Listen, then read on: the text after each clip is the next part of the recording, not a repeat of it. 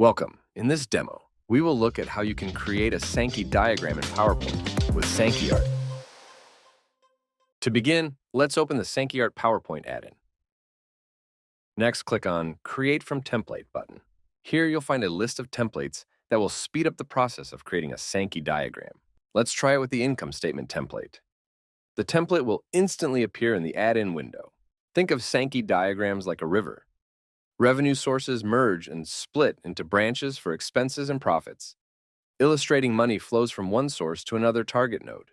Next, click on Edit to open our editor. Let's use Apple's latest income statement as an example. You can apply the same methods to visualize your company's own income statement.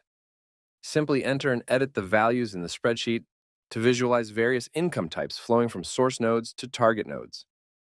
And there you go. With minimal effort, you have created a professional Sankey diagram. Our add-in offers various customization options. Adjust colors, labels, and node sizes to create a Sankey that perfectly represents your income statement in a beautiful manner.